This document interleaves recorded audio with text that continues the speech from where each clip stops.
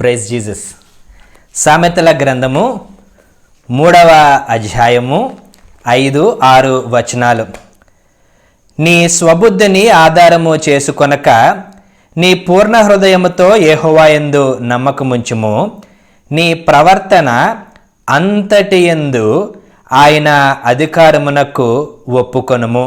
ప్రార్థన చేసుకొని నేటి మన శుక్రవారపు సాయంకాలం ఆరాధనను ప్రారంభించుకుందాము. ప్రేమ కలిగిన పరిశుద్ధమైన తండ్రి, నీ పరిశుద్ధమైన నామమునకు స్తుతులు స్తోత్రములు తెలియచేస్తున్నాము. ఈ సాయంకాల సమయంలో మరొకసారి ఉపవాస దినమును ప్రతిష్ఠించుకొని ఉపవాసముతో నాయన నీ సన్నిధికి వచ్చి నిన్ను ఆరాధన చేస్తుండగా, నీ వాక్యాన్ని ధ్యానము చేస్తుండగా నీ సన్నిధి మాతో తోడుగా ఉంచండి. గడిచిన వారము నుండి ఈ వారం వరకు మమ్మల్ని అందరినీ సజీవ లెక్కలో ఉంచి మరొకసారి సాయంకాల సమయంలో తండ్రి అని పిలిచే భాగ్యాన్ని ఇచ్చారు. నీకు వందనములు. ప్రతి వారమునైనా క్రమం తప్పకుండా బైబిల్లో ఉన్న ప్రతి ప్రార్థన గురించి మేము నేర్చుకుంటుండగా మా ఆత్మీయ నేత్రాలను తెరిచి నీ వాక్యం ద్వారా మమ్మల్ని బలపరిచి నీకు ఇష్టలుగా ఈ లోకంలో జీవించి నీ నామానికి మహిమ తెచ్చేటువంటి జీవితాలు మాకందరికీ దయచేయమని, ఎంతమంది అయితే లైవ్లో ఈ యొక్క కార్యక్రమాన్ని వీక్షిస్తున్నారో ప్రత్యేకించి వారిని వారి కుటుంబాలని బహుగా దీవించమని ఆశీర్వదించమని యేసు నామములో ప్రార్థన మీకు చేయుచున్నాం మా ప్రియ పరలోకపు తండ్రి, ఆమెన్. ఈ సాయంకాల సమయంలో మరి లైవ్లో కార్యక్రమాన్ని చూస్తున్న మిమ్మల్ని అందరినీ కూడా ఈ సహవాసానికి ఆహ్వానం తెలియచేస్తున్నాను. మరి అనేక మంది క్రమం తప్పకుండా ప్రతి శుక్రవారము మరి కార్యక్రమం వీక్షిస్తున్నారని మరి నేను గ్రహించాను. అనేక మంది మరి నాకు ఫోన్ చేసి తెలియచేశారు. వారిని బట్టి నేను చాలా సంతోషిస్తున్నాను. మరి దేవుడు మిమ్ములను మీ కుటుంబములను దీవించునుగాక. ప్రియులారా, ప్రతి శుక్రవారము సాయంత్రం 6:30 గంటల నుండి 7 గంటల వరకు ఈ లైవ్ కార్యక్రమం ప్రసారం చేయబడుతున్నది. మరి ఒక ఆత్మీయ కుటుంబంగా ప్రతి వారము కూడా బైబిల్ గ్రంథంలో క్రమంగా ఒక్కొక్క గ్రంథము నుండి ఎన్ని ప్రార్థనలు ఉన్నాయో మరి ధ్యానము చేస్తున్నాము. ఇప్పటికే అనేకమైన గ్రంథాలలో ఉన్న ప్రార్థనలు మరి ముగించడం జరిగింది ప్రియులారా. మరి యెహోషువ గ్రంథంలో ఉన్న ప్రార్థనలు ధ్యానము చేస్తున్నాము. మరి ఈ వారము యెహోషువ గ్రంథంలో ఉన్న 3వ ప్రార్థన. మరి ఈ సందర్భం గురించి మరి బైబిల్ పండితులు ఏమని వర్ణిస్తారంటే, ప్రార్థన చేయకపోయినందువలన ఏమి జరిగిందో మరి మనకి వివరిస్తారు. ఈ యెహోషువ గ్రంథము 9వ అధ్యాయాన్ని మరి దయచేసి ఓపెన్ చేసి ఉంచండి. ఈ సాయంకాల సమయంలో యెహోషువ గ్రంథము 9వ అధ్యాయంలో ఉన్న విషయాలని మనము క్లుప్తంగా ధ్యానము చేద్దాము. గడిచిన వారంలో మరి యెహోషువ యొక్క తప్పు కారణంగా, యెహోషువ యొక్క డిసొబీడియన్స్ కారణంగా మరి ఆయి పట్టణం వెళ్ళక ముందు 36 మంది చనిపోయారని, 3,000 మంది తరమబడ్డారని మరి మనం నేర్చుకున్నాము. మరి యెహోషువ గ్రంథము 9వ అధ్యాయము కూడా మరి చాలా ఇంపార్టెంట్ విషయం అనే సంగతిని మరి నేను జ్ఞాపకము చేస్తున్నాను. అంటే మిగిలినవి ఇంపార్టెంట్ కాదండి నా ఉద్దేశము. ఈ 9వ అధ్యాయంలో మరి యెహోషువ భక్తుడు లేదా యెహోషువ భక్తుడు జీవించిన కాలంలో ఆయన చేసిన కొన్ని పొరపాట్ల వలన మరి మనము ఏమి నేర్చుకోవచ్చు అనే విషయాన్ని ఈ 9వ అధ్యాయంలో పొందుపరచబడింది. మరి క్లుప్తంగా దీని బ్యాక్గ్రౌండ్ చెప్పి మరి ఆఖరిలో ఒక 4 పాయింట్లు చెప్పి మరి నేను ముగిస్తాను ప్రియులారా. మరి హాయి పట్టణం, ఇంగ్లీష్లో మరి మొదట ఓడిపోయారు. మరి తర్వాత మరలా దేవుడి యొక్క కృపచేత మరి ఆ పట్టణాన్ని నెగ్గడం జరిగింది. అదంతా 7-8 అధ్యాయాలలో రాయబడి ఉన్నది. యెహోషువ గ్రంథము 9వ అధ్యాయంలో హిత్తీయులు, అమోరీయులు, యెబూసీయులు, కనానీయులు, పెరిజ్జీయులు, హివ్వీయులు కూటమిగా ఏర్పడి మరి ఇశ్రాయేలు ప్రజల మీదకి యుద్ధానికి బయలుదేరడానికి సిద్ధపడతారు. మరి ఈ యొక్క కూటమిలో మరి యెబూసీయులు, ఇంగ్లీష్లో జెబూసైడ్స్ అని ఉన్నది, వీరు గురించి సాయంకాల సమయంలో క్లుప్తంగా మనము ధ్యానము చేద్దాం. మరి ఈ కూటమిలో ఈ యొక్క మరి అనేకమైన ఇతర ప్రాంతానికి చెందిన ప్రజలు మాత్రమే కాకుండా గిబియోనీయులు కూడా ఉంటారు ప్రియులారా. మరి ఈ గిబియోనీయులు ఎవరంటే హాము యొక్క వంశీయులు, సన్ ఆఫ్ నోవా. ఈ సన్ ఆఫ్ నోవా తర్వాత వచ్చిన వారే ఈ యొక్క గిబియోనీయులు. మరి హాముకి మరి ఏమి జరిగిందో మరి మనం అందరం కూడా ఆది కాండంలో మనం చదువుకున్నాం. మరి హాము నోవా యొక్క కుమారుడు శపించబడ్డాడు. మరి ఎందుకు శపించబడ్డాడంటే నోవా యొక్క ఆ డ్రంకర్డ్నెస్, ఆ మత్తుగా ఉన్నప్పుడు మరి తను నేకెడ్గా మరి ఏమీ బట్టలు లేని స్థితిలో ఉన్నప్పుడు మరి తన అన్నయ్యైన షేముకి ఆ వార్తను తెలియచేసిన కారణంగా మరి నోవహు ఆ యొక్క హాముని మరి శిక్షించినట్లుగా శపించినట్లుగా ఆది కాండము 9వ అధ్యాయము 25వ వచనంలో ఉన్నది. కానాను శపింపబడిన వాడై తన సహోదరులకు దాసానుదాసుడగును. అంటే మరి దాసులు అవుతారని అక్కడ తండ్రి శపించాడు. ఆ శపించబడిన వంశమే ఈ యొక్క గిబియోనీయులు ప్రియులారా. మరి 9వ అధ్యాయాన్ని మనం గమనించినట్లయితే మరి ఆ గిబియోనీయులు కపటోపాయము చేత ఇశ్రాయేలు ప్రజల్ని చీటింగ్ చేస్తారు. అంటే 9వ అధ్యాయం 4వ వచనం గమనించినట్లయితే ఎలాగ చీటింగ్ చేశారో ఆ యొక్క వాక్య భాగం ద్వారా మనం నేర్చుకోవచ్చు. మరి యెహోషువ గ్రంథము 9వ అధ్యాయము మరి 14-15 వచనాలు మనం చదివితే మరి యెహోవాని అడగకుండానే ఆ యొక్క మరి యెహోషువ, అలాగే ఆ యొక్క యెహోషువ కాలంలో జీవించిన ఆ పెద్దలు మరి ఆ యొక్క గిబియోనీయులకి ఆహారం ఇచ్చినట్లుగా ఆ గిబియోనీయులతో మరి ఒక నిబంధన చేసుకున్నట్లుగా అక్కడ చాలా స్పష్టంగా రాయబడి ఉన్నది. మరి తర్వాత కాలంలో కొన్ని దినాలు అయిన తర్వాత ఆ గిబియోనీయులు చేసిన ఆ యొక్క పాపము, ఆ గిబియోనీయులు చేసిన మోసము మరి ఇశ్రాయేలు ప్రజలకి తెలిసిపోతుంది. మరి తెలిసిపోయిన కారణంగా మరి ఇశ్రాయేలు ప్రజలు ఆ గిబియోనీయుల్ని చంపలేదు, కానీ వాళ్ళందరినీ కూడా స్లేవ్స్గా, వాళ్ళందరినీ కూడా బానిసలుగా ఉంచుకుని వారితో వెట్టి చాకరీ చేయించినట్లుగా ఆ 9వ అధ్యాయం 27వ వచనం నుండి మనం చదువుకోవచ్చు ప్రియులారా. ఇది జరిగిన సంఘటన అండి. మరి జరిగిన విషయాల నుండి మరి క్లుప్తంగా ఒక 4 విషయాలు చెప్పి మరి నేను ముగిస్తాను. లూకా సువార్త 12వ అధ్యాయము 2వ వచనాన్ని నేను చదువుతున్నాను, చూడండి. మరుగైన దేదియు బయలుపరచబడకపోదు, రహస్యమైన దేదియు తెలియబడకపోదు. అందుచేత మీరు చీకటిలో మాటలాడుకొనున్నవి వెలుగులో వినబడును, మీరు గదులయందు చెవిలో చెప్పుకొనున్నది మిద్దెల మీద చాటింపబడును.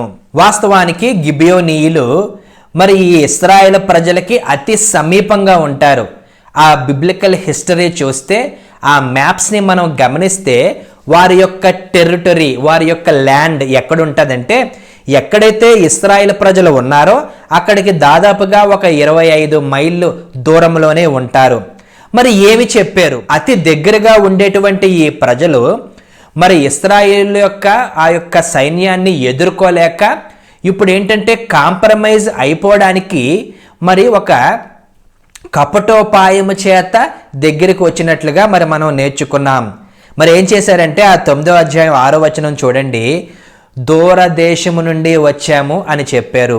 ఆ 11వ వచనంలో మరి పెద్దలు చెప్పారు నిబంధన చేయమని. చూడండి ప్రియులారా, ఈ 11వ వచనంలో చాలా స్పష్టంగా ఉన్నది.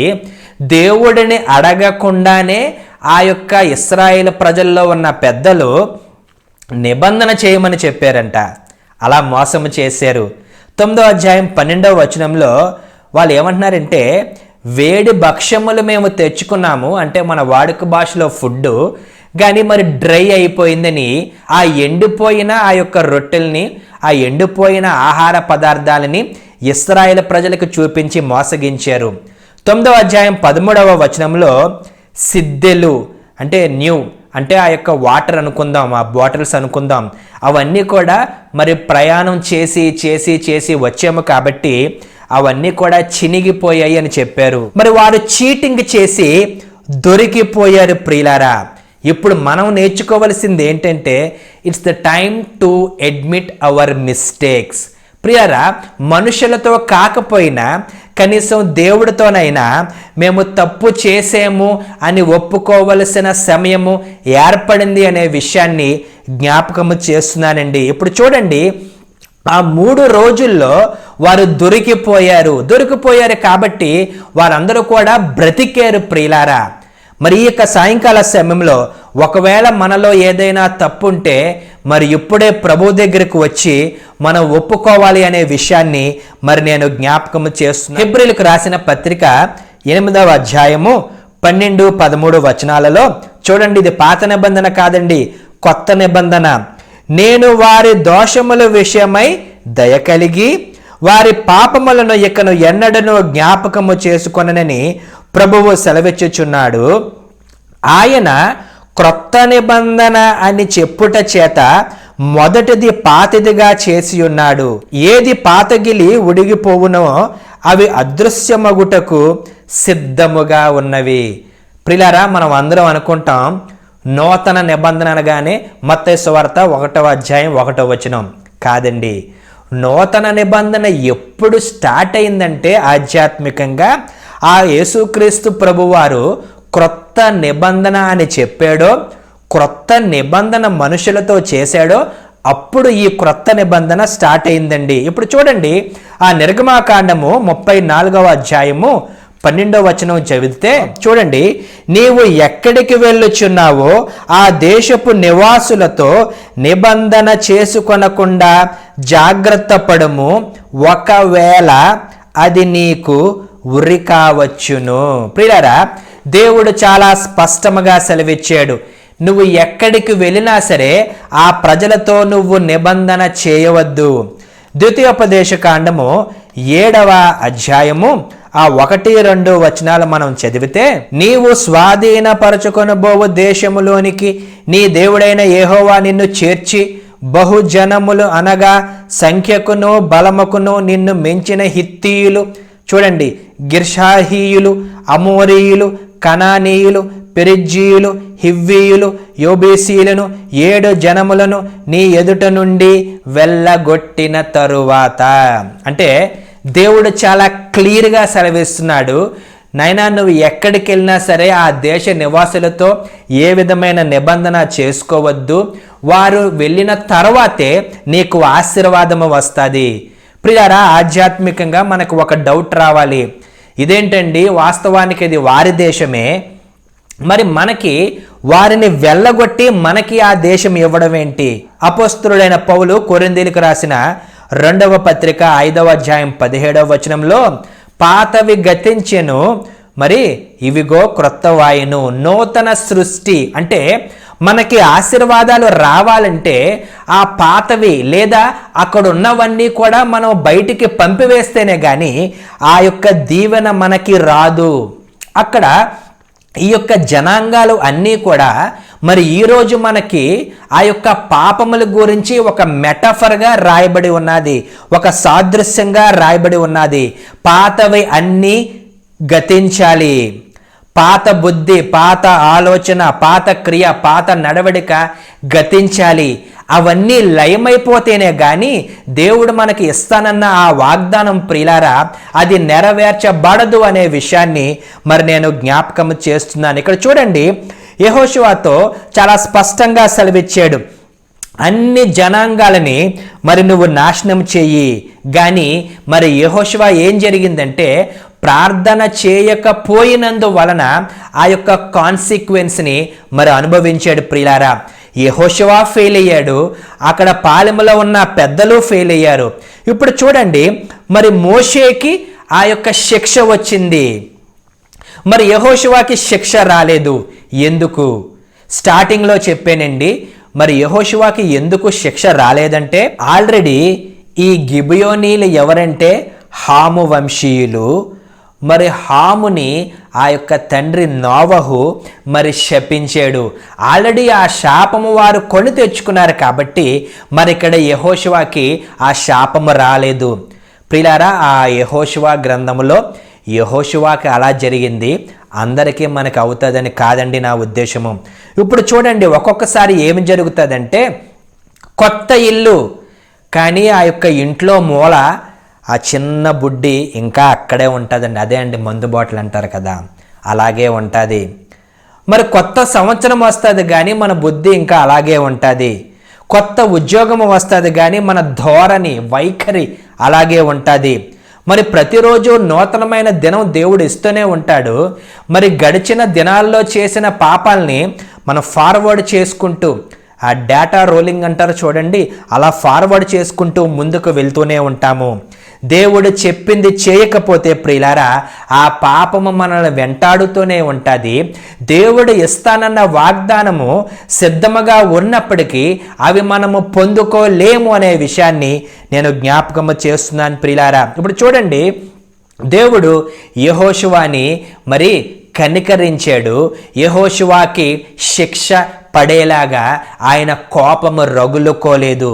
ఎందుకు ఇలా జరిగిందో ఇంకొక రీజన్ కూడా చెప్తాను. చూడండి, మనకందరికీ తెలుసు, ఆ గెత్సెమనే తోటలో మరి పేతురు తన దగ్గరున్న కత్తిని తీసుకుని ఆ సైనికుడి యొక్క చెవి నరికాడు. ప్రియులారా, మరి అదే రోజు ఆ యేసుక్రీస్తు ప్రభువారు ఆ యొక్క గెత్సెమనే తోటలో ఆ యొక్క సైనికుడి యొక్క చెవి మరి అతికించకపోతే, దేవుడు స్వస్థపరచకపోతే ఏమి జరుగుతుందంటే, యేసుక్రీస్తు ప్రభువారి పక్కన ఇద్దరు దొంగలు ఉన్నారు కదండి, మరి 4వ సిలువ పేతురిదయ్యి ఉండేది. మరి పేతురుతో ఇంకా చాలా పని ఉన్నది. అవన్నీ నెరవేర్చబడాలంటే మరి పేతురికి అప్పుడు శిక్ష పడకూడదు. కాబట్టి దేవుడు ఏం చేశాడంటే ఆ యొక్క పేతురికి శిక్ష పడకుండా చేశాడు. ప్రియులారా, ఒక్కొక్కసారి మన జీవితంలో కూడా అదే జరుగుతూ ఉంటుంది. మన జీవితంలో మనం అనుకుంటున్నాము మనం అందరం కూడా చాలా పరిశుద్ధులమే, అబ్బో మనకందరికీ పరిశుద్ధాత్మ ఉంది, వరాలు ఉన్నాయి అని అనుకుంటున్నాము. కానీ ఒక్కొక్కసారి మన పాపాన్ని పరిహరించడానికి క్రీస్తు యొక్క కృపతో పాటు ఇంకా దేవుడు మన చేత చేయవలసిన పనులు ఇంకా లోకంలో ఉన్నాయి కాబట్టి ఆ పాపాన్ని పరిహరిస్తాడనే విషయాన్ని మరి నేను జ్ఞాపకం చేస్తున్నాను ప్రియులారా. అందుకే మరి దేవుడు ఏం చేశాడంటే పేతురుని రక్షించాడు. ఒకవేళ ఆ రోజు రక్షించకపోతే మనం ఏమి చదువుకున్నంటే పారిపోయిన పేతురు, అబద్ధమాడిన పేతురు, అలాగే కత్తి పట్టుకున్న పేతురని మనమందరం కూడా ఈ ప్రపంచ చరిత్రలో మనమందరం పేతురు గురించి చెప్పుకుందాము. ఆ మచ్చ తీసివేయడానికి పేతురికి ఆ శిక్ష రాకుండా చేశాడు ప్రియులారా. కాబట్టి దయచేసి క్రైస్తవ జనాంగమా ఒకసారి మనం ఆలోచన చేసుకుందాము. దేవుడు అంటున్నాడు ఒకవేళ మనం ఒప్పుకుంటే వారిని క్షమిస్తానని. కాబట్టి ఈ యొక్క విషయం ద్వారా మనం ఏమి నేర్చుకోవచ్చంటే, మరి దయచేసి ఆ రోజుల్లో యెహోషువాకు దేవుడు చెప్పాడు, ఆ జనాంగాల్ని బయటికి పంపిస్తేనే కానీ నీకు లోపలికి ఆశీర్వాదం రాదు. ఈరోజు ఎందుకు తెలుసా అండి నీ ఆత్మీయ జీవితంలో ఆశీర్వాదం రావట్లేదు? ఏమ్మా ఎందుకో తెలుసా నీ కుటుంబానికి ఆశీర్వాదం రావట్లేదు? ఎందుకో తెలుసా సార్ ఇంకా మనం అదే స్థితిలో ఉన్నాము? ఎందుకో తెలుసా అండి ఇంకా మీకు డబ్బులు రావట్లేదు, ఇంకా మీకు పెన్షన్ రావట్లేదు, ఇంకా మీకు ప్రమోషన్ రావట్లేదు? ఎందుకు నీకు చెందవలసినవి ఇంకా దూరం అయిపోతున్నాయో తెలుసా? ఇంకా నీ ఆత్మీయ జీవితంలో ఇంకా అనేకమైన పాపాలు ఇంట్లో ఉన్నాయి. ఇన్ని పాపాలుండగా దేవుడి నుండి ఆశీర్వాదము మనము ఎలాగ వెతుకుతాము, ఎలాగ కనిపెట్టగలము, దేవుడిని ఎలాగ అడగగలము? యెహోషువతో మాట్లాడిన దేవుడు ఈరోజు మనతో కూడా మాట్లాడుతున్నాడు. ప్రియులారా, ఆ యెహోషువతో చెప్పినట్టు మనతో చెప్తున్నాడు, దయచేసి ఆ ప్రజలందరినీ కూడా నువ్వు నాశనం చెయ్యి. ఎప్పుడైతే నువ్వు నాశనం చేస్తావో దేవుడి యొక్క ఆశీర్వాదాలు లోపలికి వస్తాయి. సేమ్ అదే మన జీవితంలో ఆ జనములను ఎలాగైతే పాపముతో సాదృశ్యంగా పోల్చాడో మనలో ఉన్న ఏ పాపమైనా సరే ప్రభువు దగ్గర ఒప్పుకుందాం, క్షమించబడతాయి. ఎప్పుడైతే ఆ క్షమించబడ్డాయో, క్రీస్తు రక్తంలో పాపములు కడగబడ్డాయో, ఆటోమేటిక్గా దేవుని యొక్క దీవెనలు విస్తారంగా ఆ పరలోకపు వాకిండ్లను విప్పి దేవుడు పట్టజాలనంత విస్తారమైన దీవెనలు సిద్ధంగా ఉంచాడు. ఆ యొక్క విషయాన్ని, ఆ విజ్ఞతని మీకే నేను వదిలేస్తున్నాను ప్రియులారా. మూడవదిగా యెహోషువ గ్రంథము 9వ అధ్యాయం 19వ వచనంలో నిబంధన చేసేశారు. సో ఇప్పుడు ఏంటంటే ఇశ్రాయేలు ప్రజలు ఎంత ఈక్వల్లో దేవుడికి, ఇప్పుడు ఈ గిబియోనీయులు కూడా అంతే ఇంపార్టెంట్ అండి. బాగా గమనించాల. ఇప్పుడు ఇశ్రాయేల్ ప్రజలతో ఈ యొక్క గిబియోనీయులు ఒక నిబంధన చేసేశారు, మిమ్మల్ని మేము ఉండనిస్తాం. మరి ఎప్పుడైతే ఉండనిస్తానని దేవుని చేత ఆశీర్వదించబడిన జనాంగము ఒప్పుకుందో, ఇప్పుడు ఇశ్రాయేలు యొక్క ఆశీర్వాదము ఈ గిబియోనీయులకు కూడా వచ్చింది. చూడండి, ఆ 2వ సమూయేలు 21వ అధ్యాయము 1వ వచనంలో అక్కడ కరువు వస్తుంది. మరి గమనించండి, ఎంత లోతుగా ఆ వాక్య భాగం ఉన్నదంటే, కరువు వస్తే ఇది ఒక న్యాచురల్ డిజాస్టర్గా ఆ యొక్క దావీదు భక్తుడు తీసుకోకుండా మరి ఏమి ప్రార్థన చేస్తున్నాడంటే, ఎవరి పాపము దేవా, నా పాపమా, నా ప్రజల పాపమా, ఎవరి పాపము అని అడుగుతున్న వెంటనే దేవుడు ఏం చెప్పాడంటే, ఈ ఇశ్రాయేలీల ప్రజలతో సమాన హక్కులు కలిగి ఉన్న ఈ గిబియోనీయులని ఆ తెలియని సౌలు భక్తుడు చంపేస్తున్నాడు. అంటే ఈ ఇశ్రాయేలు ప్రజలతో ఈక్వల్గా ఉన్న గిబియోనీయులు కూడా మరి దేవుని యొక్క ప్రజలు అయిపోయారు. కాబట్టి ఈ దేవుని యొక్క ప్రజలని ఈ సౌలు భక్తుడు చంపేస్తున్నాడు. కాబట్టి ఈ దేశం మీదకి కరువు వచ్చిందని దేవుడు సమాధానం చెప్పాడు. ఏం జరిగిందో తెలుసా అండి? సౌలు భక్తుడు అలాగే సౌలు భక్తుడు యొక్క 7 కుమారుల్ని ఎవరు హతము చేశారంటే, ఈ గిబియోనీయులు హతము చేశారు. ప్రియులారా, కీర్తనల గ్రంథము 105వ కీర్తన 14వ వచనం చదువుతున్నాను. నేను అభిషేకించిన వారిని ముట్టకూడదనియు నా ప్రవక్తలకు కీడు చేయకూడదనియు ఆయన ఆజ్ఞ ఇచ్చి. ఇంకొంచెం ముందుకు వెళ్దాము. 1వ దినవృత్తాంతముల గ్రంథము 16వ అధ్యాయము 22వ వచనం చదువుతున్నాను. చూడండి, నేను అభిషేకించిన వారిని ముట్టవలదనియు నా ప్రవక్తలకు కీడు చేయవద్దనియు సెలవిచ్చి. ప్రియులారా, ఒకవేళ నువ్వు అభిషేకించబడితే, ఒకవేళ నువ్వు దేవుని యొక్క ప్రవక్తవైతే మనల్ని ఎవ్వరూ ముట్టకూడదని దేవుడు ఆజ్ఞ ఇస్తున్నాడు. ప్రియులారా, మన శత్రువులు మనల్ని ముట్టలేరు, సాతానుడు మనల్ని ముట్టలేడనే విషయాన్ని నేను జ్ఞాపకం చేస్తున్నాను. అందుకే నూతన నిబంధనలో ఈ పరిశుద్ధాత్మ దేవుడు ఏం చేశాడంటే, మనల్ని అందరినీ కూడా ఈ పరిశుద్ధాత్మ చేత ముద్ర వేశాడు.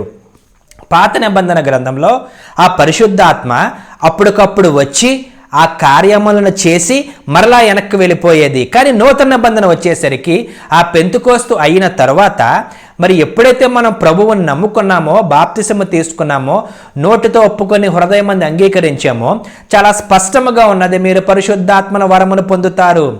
అది పాత నిబంధనలో స్టార్ట్ అయిన ప్రక్రియ. ప్రియులారా, దేవుడు చాలా స్పష్టంగా సెలవిస్తున్నాడు, నేను అభిషేకించబడిన వారిని ముట్టకూడదు. ముట్టేసుకుంటున్నారండి. చాలా జాగ్రత్త ప్రియులారా. అభిషేకించబడిన వారిని, ఒకవేళ దొంగోడేమో, ఒకవేళ అన్యాయస్తుడేమో, అక్రమార్కుడేమో, కానీ ఒకవేళ దేవుడు పేరన మీ ఇంటికి వస్తే, దేవుడు పేరన మీ జీవితంలోనికి వస్తే, దేవుడు పేరన మీ యొక్క సంఘానికి వస్తే, దేవుడు పేరన మీ యొక్క పరిచర్యకు వస్తే, దయచేసి ఆ యొక్క అభిషేకించబడిన ఆ సేవకులతో ఆటలు ఆడవద్దు.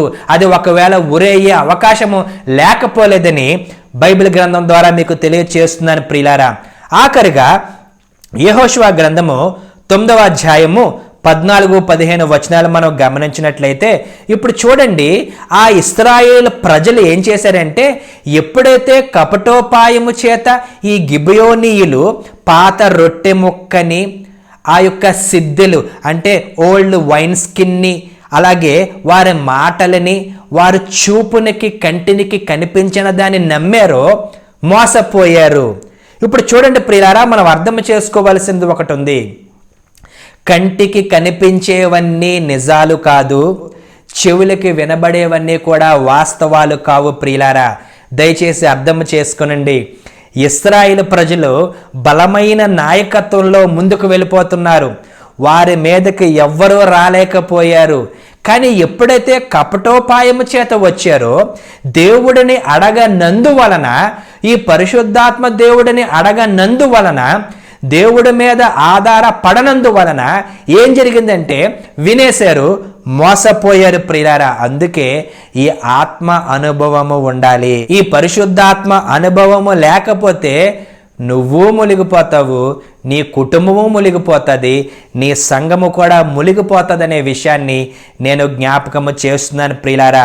దేవుడిని అడగకపోయినందువలన ఈ గిబియోనీయులతో నిబంధన చేసేసుకున్నారు. ప్రియులారా, వాస్తవానికి ఆ దేశము అంతా కూడా కేవలము ఈ ఇశ్రాయేలు ప్రజలకి మాత్రమే ఇవ్వబడింది. కానీ కపటోపాయము చేత వచ్చినందువలన ఒకవేళ వారు ప్రాణం మీదకు వచ్చింది అని వచ్చారు అనుకున్నప్పటికీ వీరు దేవుడిని అడగలేదు. ప్రియులారా, దేవుడిని అడగకపోతే కంటికి కనిపించిన దానిని నిజమని నమ్మేస్తామండి. చూడండి, ఆ ఇశ్రాయేలు ప్రజలు ఎండిపోయిన రొట్టె ముక్కలను చూసి నిజమే వీరు చాలా దూరదేశము నుండి వచ్చారు. ఆ యొక్క వైన్ స్కిన్స్ అంటే ఆ యొక్క సిద్ధెలను చూసి నిజమే చాలా దూరంగా వచ్చారు. వారి బట్టలను చూసి నిజమే వారు చాలా దూరంగా వచ్చారని నమ్మేశారు. ఎందుకంటే అప్పటికి ఇంకా ఈ యెహోషువకి యుద్ధంలో ఎక్స్పీరియన్స్ ఉంది, కానీ దేవుడి మీద, దేవుడిలో, ఆ ప్రార్థన మీద ఇంకా విశ్వాసంలో ఎదగలేదు. ప్రియులారా, మరి మోషే అన్నాడు, నీ సన్నిధి లేకపోతే మేము ముందుకు వెళ్ళమని. అదే మాటని ఈ యెహోషువ అనలేకపోయాడు. వాస్తవం ఏంటంటే యెహోషువకి అనుభవం లేదు. ప్రియులారా, ఈ పరిశుద్ధాత్మ దేవుడు మనకి ఏం చేస్తాడంటే ఒక్కొక్కసారి మన కంటికి కనిపించిన దాన్ని ఇదే కరెక్ట్ అని నమ్మకుండా చేస్తాడు. ఈ పరిశుద్ధాత్మ మన జీవితంలో ఎలాగ మనల్ని నడిపిస్తాడంటే మనం చెవులతో విన్నవి ఇదే కరెక్ట్ అని నమ్మకుండా చేస్తాడు. ప్రియులారా, వినుట వలన విశ్వాసము కలుగును, వినుట చెడు మాటలు కాదండి, వినుట తప్పుడు మాటలు కాదండి, వినుట క్రీస్తును గూర్చిన మాట వలన కలుగును. ప్రియులారా, దయచేసి మీరు వింటున్నవి నిజాలు కాదు అనే విషయాన్ని జ్ఞాపకము చేస్తున్నారు. సంగమా, దయచేసి జ్ఞాపకము చేసుకునండి, మీ కంటికి కనిపించేవి నిజాలు కాదనే విషయాన్ని జ్ఞాపకము చేస్తున్నాను.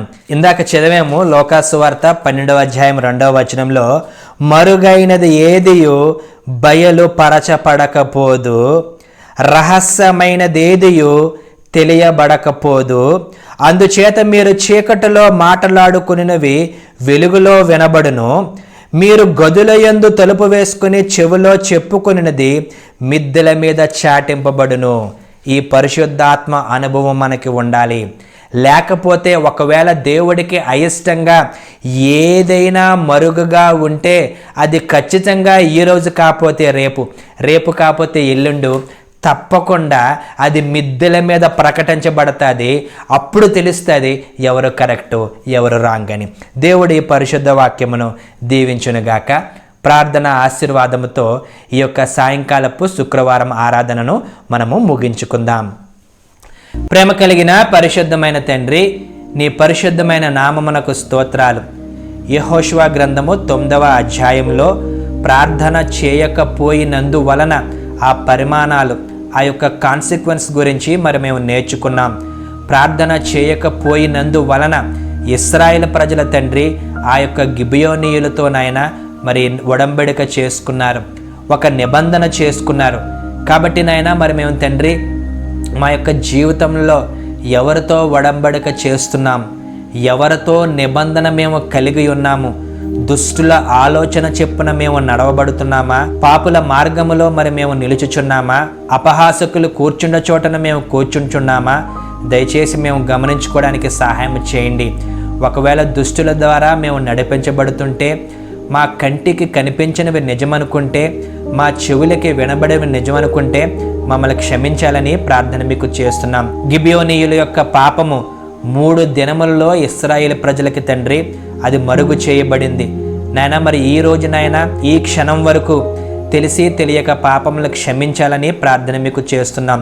నీ దగ్గర మేము ఒప్పుకుంటున్నాము నాయన. ఒకవేళ మోసము చేసి మేము ఏదైనా సంపాదించి ఉంటే మమ్మల్ని క్షమించాలని కూడా విజ్ఞాపన చేస్తున్నాం తండ్రి. యెహోషువ భక్తుణ్ణి నువ్వు క్షమించావని మరి మేము నేర్చుకున్నాం. పేతురు భక్తుణ్ణి నువ్వు క్షమించేవని మరి మేము నేర్చుకున్నాం. కాబట్టి నాయన మా జీవితంలో నాయన నీ కృపను పొందుకోవడానికి మమ్మల్ని యోగ్యులుగా చేయమని అడుగుతున్నాము నాయన. మా జీవితంలో నువ్వు నాయన మమ్మల్ని ఏమి చేయాలని కోరుతున్నావో, ఏమి చేయాలని నువ్వు ఆశపడుతున్నావో మా ఉద్దేశాలు కాకుండా నీ ఉద్దేశాలను మా జీవితంలో నెరవేర్చమని ప్రార్థన మీకు చేస్తున్నాం నాయన. ఈ గిబియోనీయులు ఇశ్రాయేలు ప్రజల తండ్రి నాయన జీవితకాలంలో జరిగిన సంఘటన ద్వారా ఈ సాయంకాల సమయంలో మమ్మల్ని కూడా మీరు బలపరిచారు. ఎప్పుడైతే గిబియోనీయుల తండ్రి ఇశ్రాయేలు ప్రజలతో నేను సమానంగా అర్హులయ్యారో వారి పక్షాన నువ్వు ఉన్నావు. వారిని చంపినప్పుడు నాయన నువ్వు సౌలు భక్తుడిని చంపినట్లుగా సౌలు భక్తుడి యొక్క తండ్రి 7 కుమారులను కూడా ఆ గిబియోనీయుల ద్వారా చంపినట్లుగా మరి మేము నేర్చుకున్నాం. కాబట్టి నాయన ఈ నూతన నిబంధనలో మేమందరం కూడా ఇశ్రాయేలు ప్రజలమే, మేమందరం కూడా తండ్రి జ్యేష్ఠులమని నీ వాక్యం ద్వారా మేము జ్ఞాపకము చేసుకుంటున్నాము తండ్రి. నేను అభిషేకించబడిన వాడిని, అభిషేకించబడిన దానిని నువ్వు ముట్టకూడదని నీ వాక్యం ద్వారా సెలవిచ్చారు. ఈ నూతన నిబంధనలో ఇశ్రాయేలు ప్రజలుగా మేమందరం కూడా అభిషేకించబడిన జనాంగము, మేమందరం కూడా ముద్ర వేయబడి విలువ పెట్టి కొనబడిన జనాంగము. కాబట్టి నాయన మమ్మల్ని ముట్టువాడు తండ్రి, నీ కనుగుడ్డును ముట్టువాడని నాయన మరి మేము నమ్ముతున్నాం. సమస్త విధమైన శోధనని, సమస్త విధమైన కీడుని మమ్మల్ని అందరినీ దూరపరచండి. నేను ఎలుబడి చేస్తున్న సమస్త విధమైన చీకటి శక్తుల్ని నజరేయుడైన యేసు అతి పరిశుద్ధ నామములో బంధిస్తున్నాము నాయన. ఎంతమంది అయితే లైవ్లో ఈ కార్యక్రమం చూస్తున్నారో వారికి అందరికీ సంతోషాన్ని ఇవ్వండి, సమాధానాన్ని ఇవ్వండి, ఆరోగ్యాన్ని ఇవ్వండి, ఆయుష్నివ్వండి. ఈ యొక్క కార్యక్రమాల ద్వారా ఆధ్యాత్మికంగా వారిని అందరినీ బలపరచమని ప్రార్థన మీకు చేస్తున్నాం. మరొకసారి తండ్రి మేమందరం ఈ విధంగా కలుసుకొని నిన్ను స్తుతించే భాగ్యం అనుగ్రహించమని, మరొకసారి తండ్రి ఈ లైవ్ కార్యక్రమం చూస్తున్న బిడ్డలందరినీ నీ చేతులకు అప్పగించి వారిని అందరినీ బహుగా దీవించమని, ఆశీర్వదించమని యేసునామంలో ప్రార్థన మీకు చేయుచున్నాం మా ప్రియ పరలోకపు తండ్రి, ఆమేన్.